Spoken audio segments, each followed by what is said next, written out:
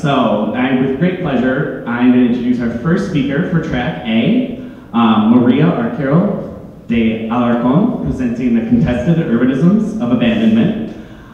So she's going to be exploring some of the problems that Detroit has faced and the implications that it has for Chicago and other large cities across the country.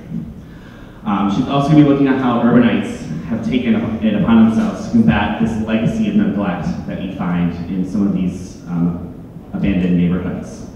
So Maria comes to us from the University of Michigan's Taubman College, where she's an associate professor and a director of the Master of Urban Design program.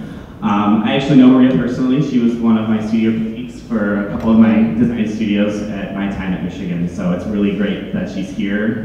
She's had a big impact on the way that we think about architecture and urbanism and having those different perspectives meld together. So without further ado, please welcome Maria.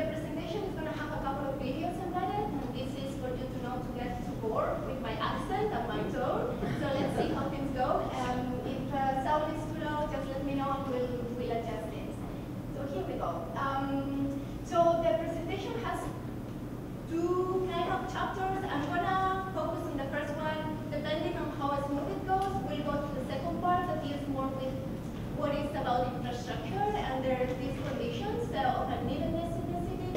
Just to connect a little bit with other speakers, this is something that I put together just to try to be in conversation. But you know, the first part of the presentation is gonna be mainly dealing with what is going on with abandonment, with vacancy, what are the actors, what are the agents that are actually imprinting their imagination of the future for the city. And then let's see if we can get to the second part. So here we go. The successive cycles of urban transformation in industrial regions during the last century have created uneven, asymmetrical landscapes consisting of scattered abandonment interspersed amongst nodes of concentrated activity. Among many cities following this pattern, Detroit has been widely acknowledged as a primary example of failed urbanism in the post-industrial age. Disinvestment and socioeconomic restructuring have driven the city to abandonment and neglect, creating what appears to be underutilized, largely forgotten, leftover spaces. The city's vast landscape consists of scarce outposts of density, surrounded by open land and decaying urban structures. Abandoned land may be worthless from the perspective of its original owners, but it has a useful afterlife for others. Looking beyond the ruins and the urban voids, this project reveals stories of reinvention, reactivization, and new reanimation in the hands of resorts. Under these conditions, leftover spaces assume new characteristics and acquire new meanings, making vacancy a relational term that can only be understood in the context of its surroundings. This project examines the case of Detroit through a finely grained account of disparate narratives, chronicling the existing realities and projected futures, their representation and mediation. 3 neighborhoods targeted as high vacancy zones in the 2012 Detroit Future City Framework are the focus: Brightmoor, Holtown East, and River Bend. By demarcating these sites as test beds for production and ecological innovation, this philanthropy-sponsored planning effort set a 50-year land use scenario, recasting these formerly urban neighborhoods into seas of greenery. While these narratives embody the quest for a more sustainable future, the continued, overwhelming presence of blight and chronic lack of investment speak of very different priorities. Yet, despite this legacy of neglect and the lack of official support, residents have instigated the emergence of contested, alternative urban imaginaries. Brightmoor, Poletown East, and Riverbend are at once actual locations and imagined places, inextricably tied to distinct histories and identified as platforms for possible futures. These three neighbourhoods are enclaves at entrenched disadvantage, but the structural and social forces that produce these similar outcomes are not identical. Pieced together in ways that reflect a mosaic of competing interests and rivalries, Detroit can only be grasped through the finely grained scale of neighbourhoods, districts, and streets. Because it is a city of fragments, the story of Detroit is better told in microhistories and vignettes. Exploring three sites, Brightmoor, Poletown East, and Riverbend, enables us to excavate through a textured investigation grounded in history, but pointing toward the future where Detroit might be going and why.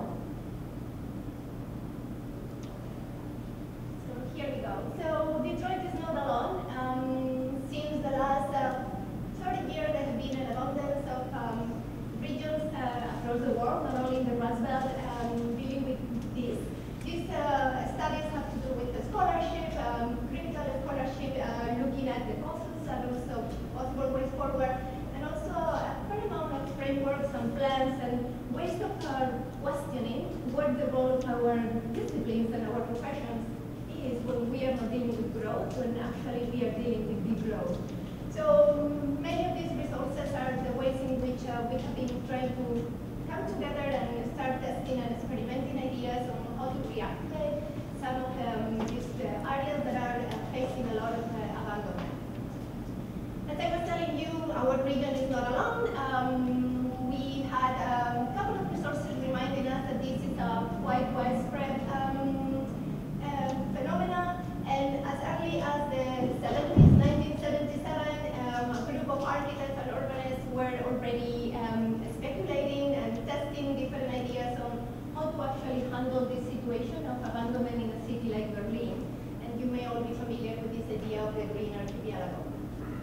Of course, we look at Germany quite a lot, and Germany is incredibly inspiring, but also incredibly different in the sense of the amount of funding sources that they can actually put together when it comes to addressing local issues, but they do so with both regional and in some cases state and national mindset. So these are some of the initiatives that we keep looking at and we keep trying to learn from. Even that one called, this is not Detroit, this is actually Bochum, one of the smaller cities in there was trying to develop a project that was interested in starting exactly that conversation. So when coming back to our region, our mega region, what you've seen here is that there are many cities, many organized areas that are struggling with these loss of population. And I just had a quick look to understand where Chicago is in all this. And what you can see here is a map that we have put together very quickly. All the yellow, orange, red, dark red, and even almost close to black are areas that are losing population. These are measurements in between the 2000 and the 2010 census. I think as of yesterday we had new information coming from the community survey that is telling us that the country is becoming more and more unequal and uneven.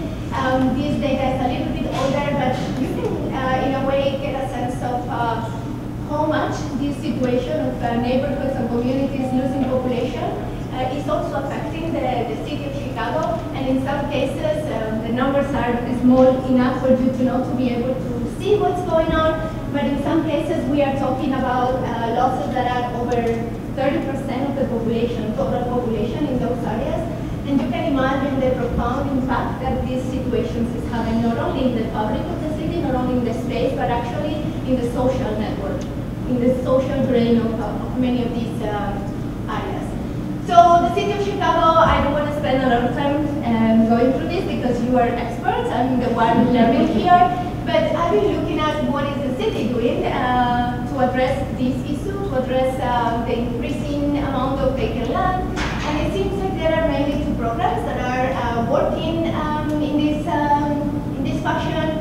The first one with a complicated name, Adjacent Neighbors Land Acquisition Program, and then the other one very popular with a lot of news dealing with $1 large lots. Both of them are incentivizing residents or owners in the proximity of these vacant lots to buy property. And this all seems like a great idea. The city has a ton of resources telling you how you could think about this and how you could start brainstorming what potential uses you could actually develop in some of these areas. There are all kinds of restrictions, but also there are all kinds of ideas on how to move forward. I just want you to think for a second that in many cases, these neighborhoods are low-income neighborhoods where these great ideas about contacting an architect and a general constructor and, you know, trying to figure out how to write a grant are maybe not resources that are available to the residents. So sure, we can have a lot of great ideas, but we need to figure out how, apart from dealing with a kind of urban citizenship that needs to now fix with their own hands larger problems that deal with microeconomic changes, how we could, as professionals working in the urban and the architectural and the landscape architecture beyond, have also brainstorming which other ways we can actually contribute with our intelligence to reach out to these neighborhoods where our presence has been traditionally simply not there because no one can afford to pay for our things. So there are, of course, a lot of things going on. Once a resident is taking care of the lot close to them, there are a lot of additional things that the resident is doing apart from paying more taxes. There is a fair amount of work that has to do with taking care of those lots. So once again, we are asking residents to become stewards of the property, and we are offering them very, very little help apart from a cheap price for the initial access to the land. So there has been a fair amount of information in the city, very, very optimistic, very positive, how 4,000, 3,000 plus properties going out through this program. And there has also been a little bit of a conversation about what are some of the unintended consequences of giving the land very, very cheap and not questioning who is actually buying that land. So what the case that you have in here is asking us to think about is that the fact that you have property in that neighborhood doesn't mean that you are actually committed to that neighborhood. So what many residents are starting to claim is that it should be land that is accessible to residents living in the neighborhood, not to potential speculators that own land in those neighborhoods waiting for the land prices to go up. And in the meantime, they are provided the resources to buy additional land and then not invest at all in those. So this is just a way for us to question a little bit what are some of the consequences that the programs that we are testing are having. And again, we are all learning. I'm going to go now to Detroit to share with you what are some of the things that we have been looking at. And as you see, the way in which we do this is with a mix of information that is coming from formal resources, like literally the city, the planning department, but we are also asking a lot to residents to learn from them how they are actually coping and how they are actually reinventing through many of these resources. So coming back to Detroit, as the intro video was telling you, we are looking at 3 neighborhoods that have been changing a lot in recent years, and in 2012 they were targeted for something that this philanthropy-led planning program called production innovation and ecological innovation. These are land uses that are supposed to provide a way forward to areas in which we have 50% and plus vacant land. Again, you can imagine these areas are largely vacant, but they are not empty. And those are some of the issues that the city has been struggling with. So when you look at the 2 maps, the first map, the one on the top, is the map put forward by this philanthropy. Those are the areas that they are testing as innovation ecological and innovation productive. And here is a very old map. These maps are the red lining maps. We are reinterpreting both. But what you see here is that along these areas that are dealing with a lot of vacancy and decay today are areas that in the 30s and 40s were deprived from many of the resources that other neighborhoods in the suburbs were actually able to access.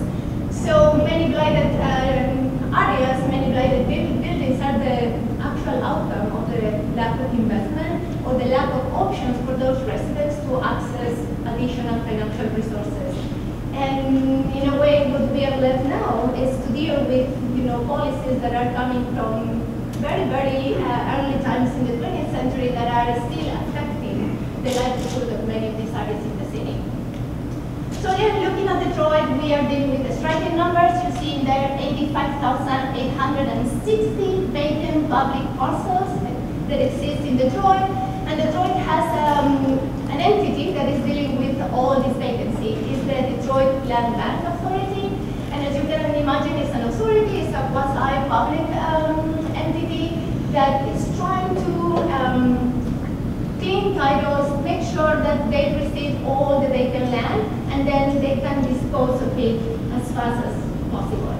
And what we have are scholars that are in a way telling us that actually the production of blood and decline is a process, it's not done. It's even once the buildings are demolished and the property seems to be clean, there is a fair amount of speculation that is taking place.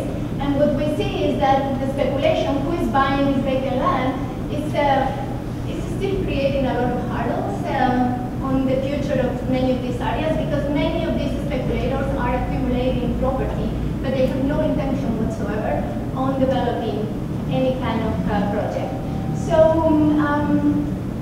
once again, just to give you a sense, and we are trying to bring scholars, but we are also trying to bring residents, and you'll hear Amos telling us later about his neighborhood and how he sees two things going on in the city of Detroit, even in some of these very vacant areas. One, he says, is gentrification, and the other one is communication. And he's talking a little bit about time and the importance of time in many of the transformations that we are seeing in some of these cities. So this is the land bank. This is how they are looking at the land.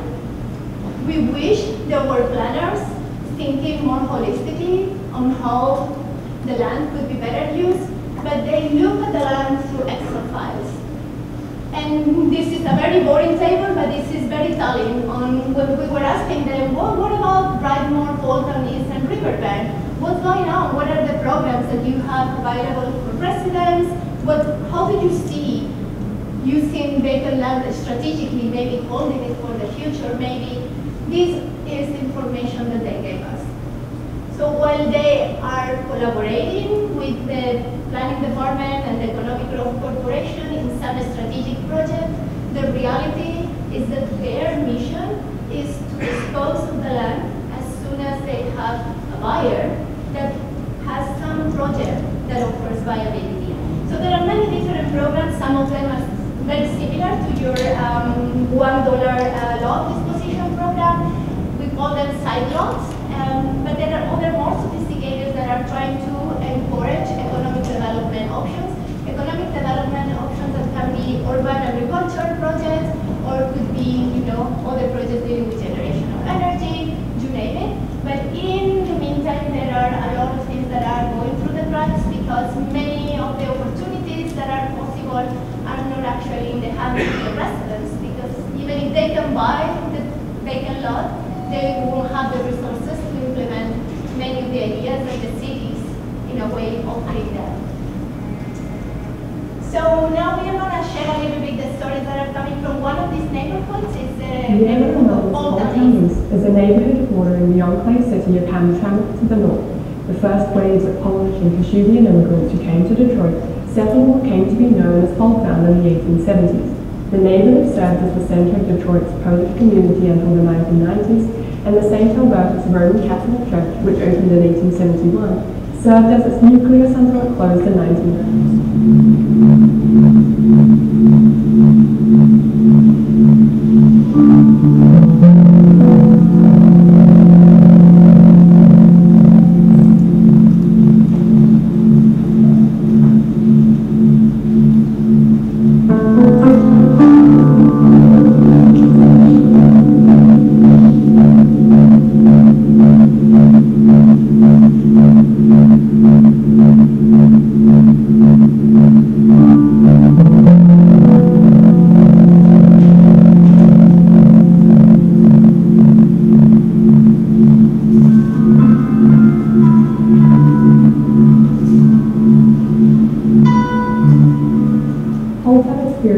greatest period of growth during the 1920s and 30s, as thousands of Polish immigrants arrived in Detroit in search of jobs in automobile plants, such as the nearby Packard plant and the Chrysler plant to the east on Jefferson Avenue, and the slaughterhouses that were scattered around the area.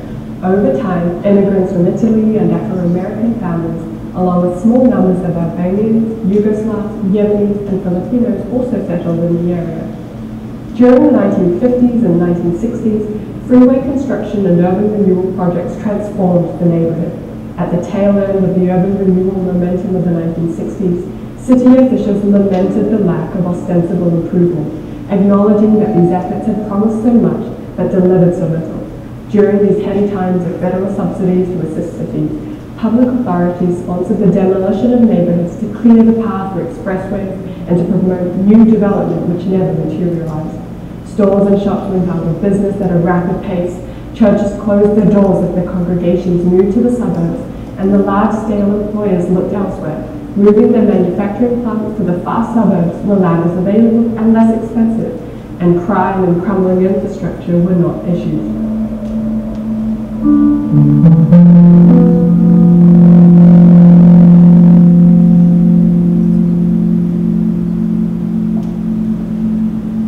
But the coup de grace for Poletown East as a vibrant working-class suburb in 1981, when a sizable portion of the neighborhood was demolished to make way for the expansion of the General Motors Detroit Hamtramck assembly plant. It was the promise of economic revitalization and the creation of 6,000 new jobs for a city in the midst of a prolonged and devastating recession that prompted Detroit Mayor Coleman Young to join with General Motors in devising such an ambitious plan. Not surprisingly, the promise of jobs never materialized, and the plant is finally scheduled to close in 2019.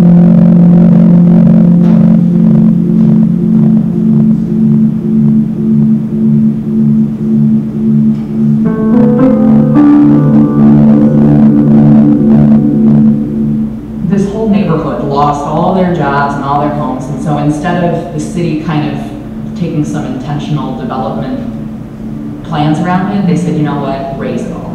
So they come in with bulldozers, they raise everything. So what does that do? That leaves 2,000 home foundations in the ground.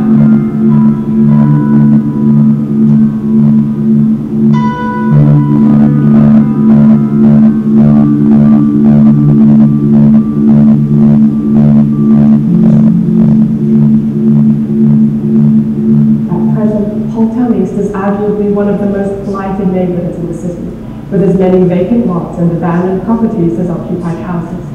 Yet there are glimmers of hope and activity amidst the abandonment. Taking a micro approach provides a fine-grained exploration of how residents and other entrepreneurs have taken it upon themselves to reshape the urban environment in which they live, and in the process imprint their own vision of the future of their neighborhood.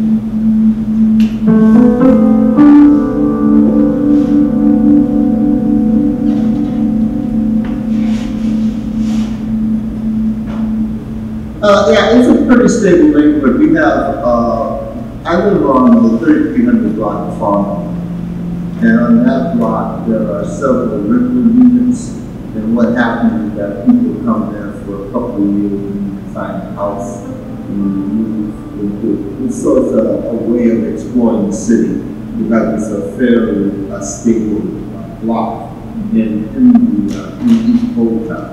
It's probably one of the more popular blocks in this area. And so what you find is that people have lived on that block and moved 4 or 5 blocks away and established their own, although they call them farms. But where I come from, 3,000 square feet does not constitute a farm.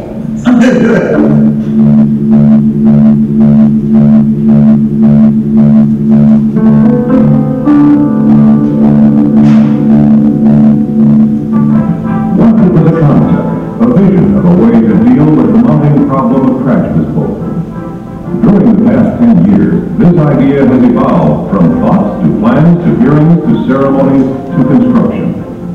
And today we look forward to full operation of the largest, most efficient waste-to-energy facility in the nation.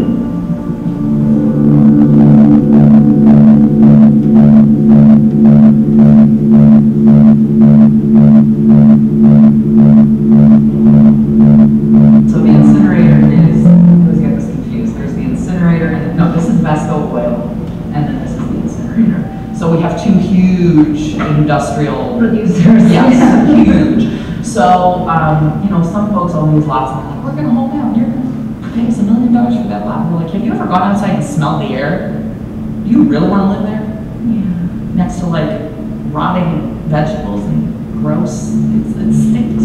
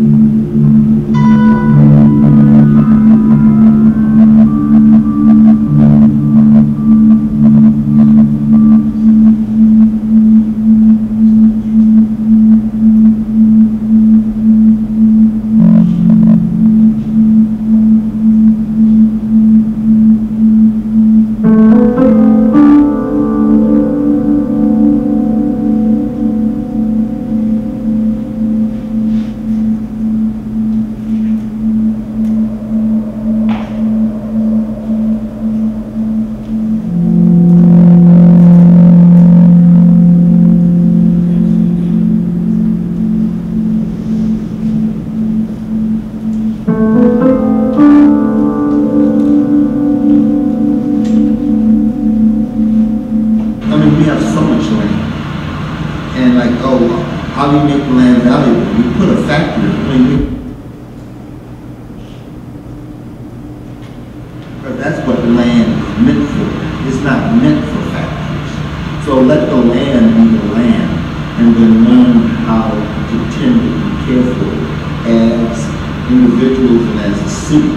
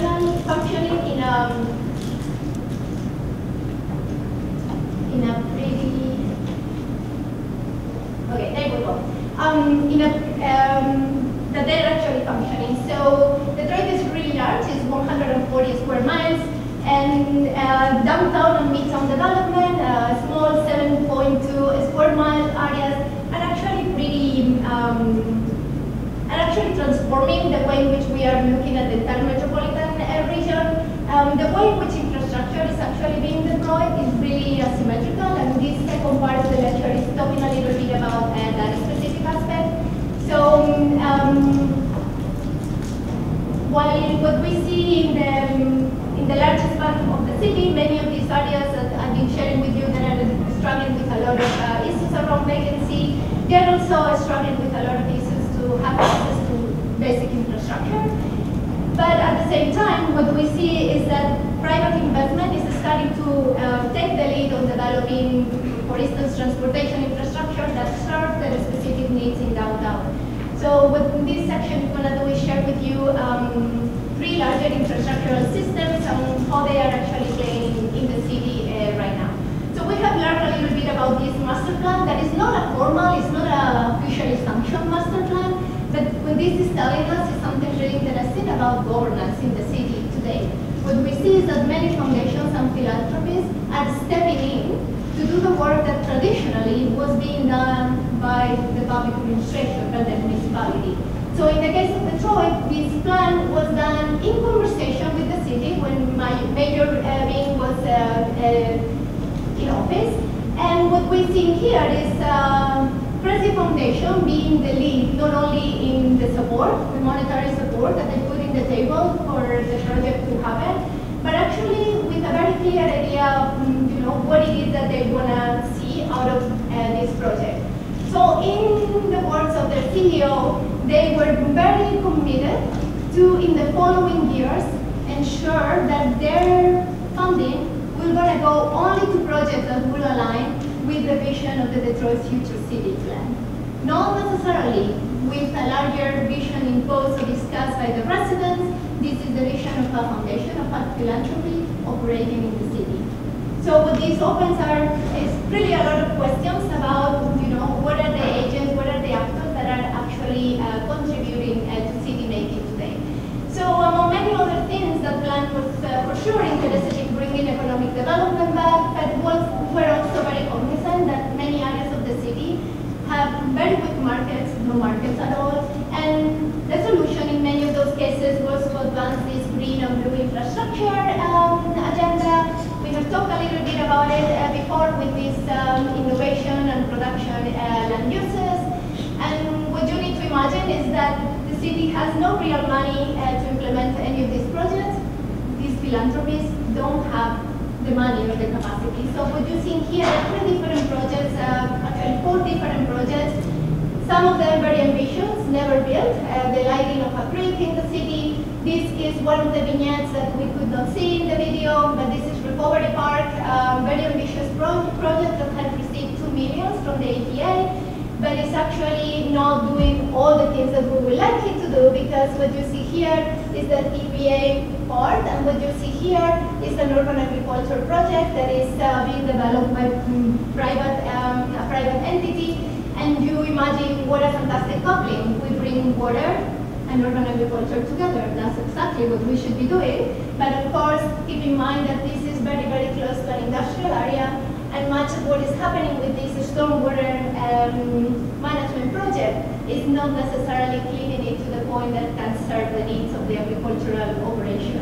So these are some of the larger issues that we need to think about. Other projects, another non-profit working on one lot at a time, very difficult to see what is happening here, and the residents also find it incredibly difficult. If it's not because this little sign, you will have a lot of trouble to understand that that is a green infrastructure project.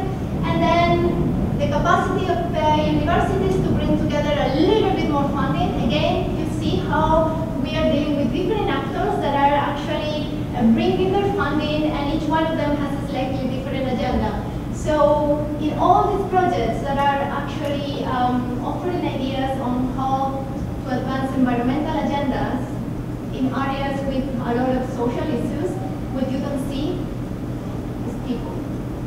And this is a huge challenge.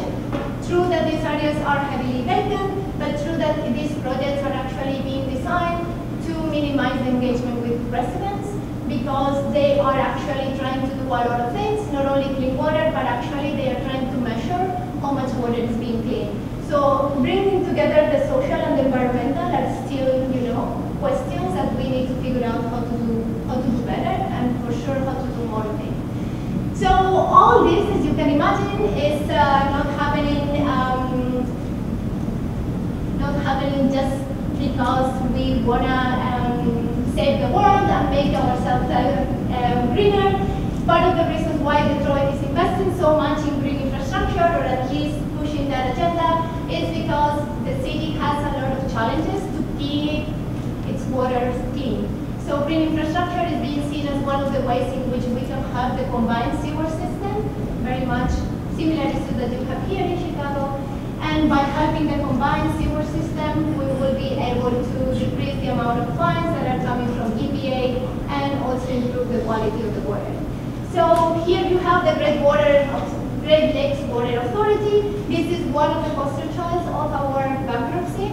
Detroit used to have a Department of Water and Sewage that now has been regionalized, and this has changed a little bit how things work in ways that are not necessarily serving customers' expectations. So we are going to see a little bit what it is about infrastructure operating in the city. So there we go. So this is Detroit. At the same time that we have flooding, when any major storm event happens in the city, due to exactly a combined sewer system that is the legacy of the 1920s, we have residents without access to water in their homes. This is a water crisis. We don't need to go very far away. It's as close as in Detroit, with a lot of human rights conversations around how we should be looking at working on this differently. There you go. And I'm not going to explain this in a lot of detail because other colleagues may do later today, but this is just to give you a sense. These are not city systems, these are regional systems, right? So while Detroit city proper has been losing population, you see a lot of dots in the 50s, and then those dots have been little by little dispersing in the region. That's the same situation with these water authorities. They don't serve the city, they serve a much larger area. So many of the problems that Detroit has with the sewage infrastructure are not generated in Detroit. They surface in Detroit because when the pipes are actually getting to the city, the pipes are already compromised because they are bringing a lot of combined water, rain and storm water from very distant areas. Similarly, the issues when we look at water supply are dealing with also wide challenges on how large is the area that is being served by the city and how the fees are distributed in a non-equal way. So this is a little bit of information for you to get a sense of what do we mean when we talk about a crisis. Since 2014 until 2018, we have been dealing with thousands of water shutoffs. And again, this is a basic right, having water supply in your home. And what we see is that in 2014, when the bankruptcy was taking place and the water and sewer department was being discussed as an asset that could give some leverage to the city in the way in which the city was dealing with its debt, 1 in 3 residents were actually delinquent. Of course, the city had not a very good assessment system before, but as you can imagine, what this is doing is putting a lot of pressure on residents that are also the same ones that are living in these neighborhoods that are quite underserved, and they are also dealing with a lot of struggles to just meet ends meet. So again, without going too much in depth, these things are not new. We are dealing with, as I was telling you, a system that deals with water, that deals with a lot of the dysfunctionalities that come from serving a region but having only one wastewater treatment plant in the city of Detroit.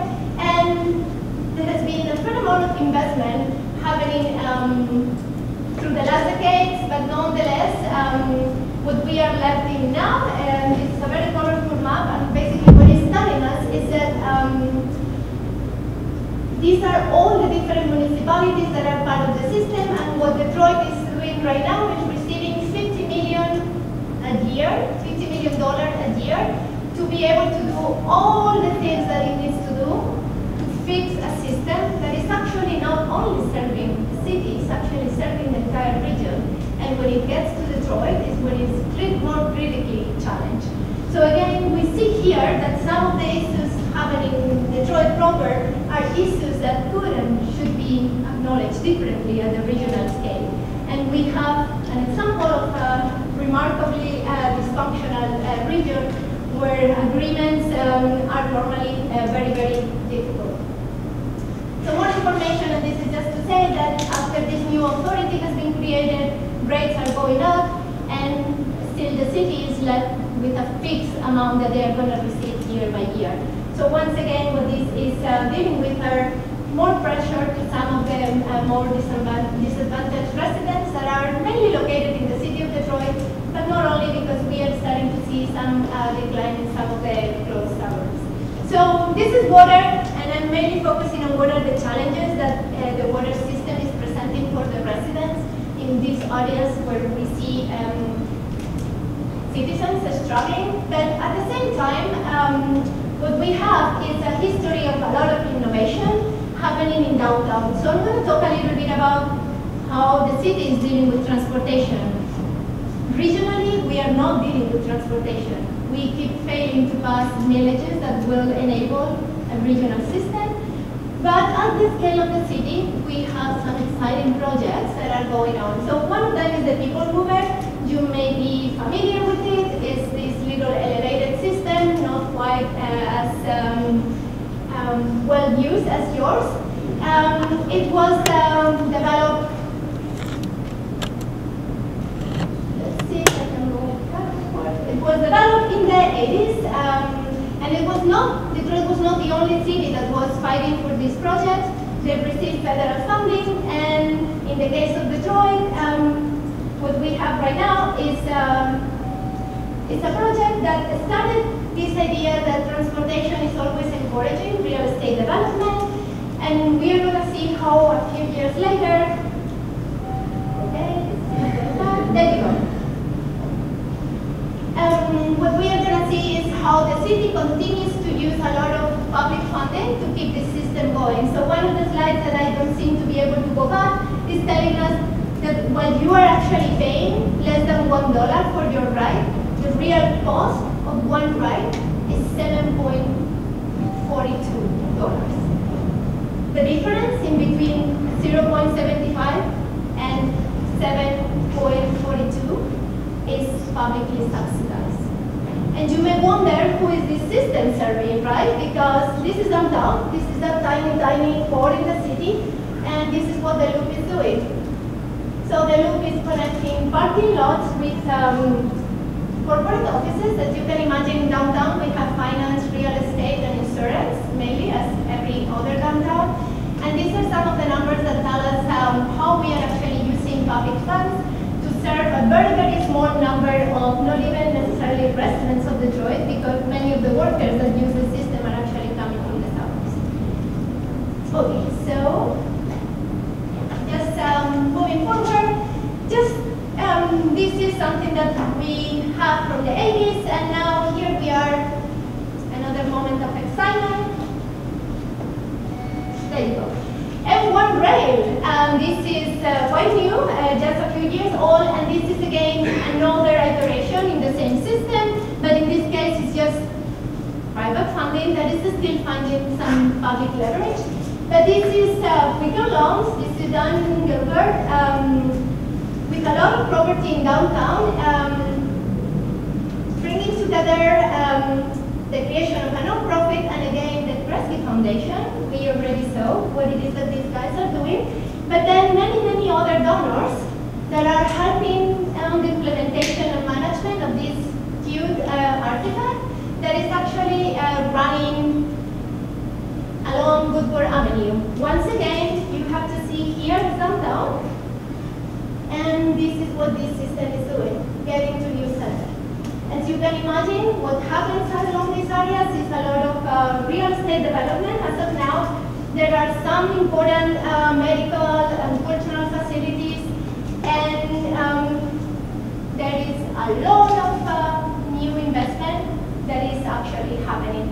So a lot of criticism because, of course, when making the case for how this project was going to be helping the city, they suggested that there was going to be an incredible amount of development happening just because this system would be the most efficient way of connecting of this new development. And the reality that we have seen is that quite true, there is a lot of development going on. We are not getting to the billions. But for sure what we see is that this is a real estate development, an economic development project, but it's not at all providing the kind of transportation infrastructure that the city of Detroit or the residents of the city actually need. So just to remind us, this is Quicken Loans. This is the amount of companies that actually work as part of this consortium. And what you have to imagine is that they have a lot of property here, and although we don't see it here, they are starting to buy a lot of property here. So what this system is doing is actually serving private interest and still finding some leverage from federal funding because there are title funds actually helping managing this project.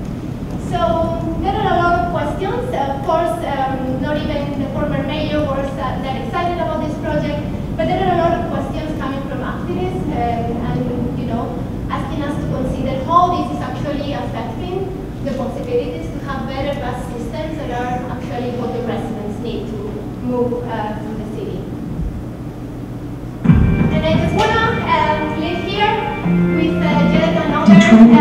come down in the early part of the 20th century.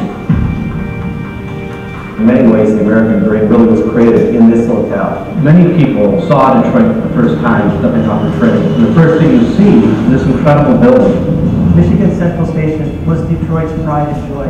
What a grand, grand building it was. Colossal structure. People would look up in the air. It was almost like going into a cathedral. What happened with this train station is just a story that happened over and over again all over the city. Detroit went down through the floor.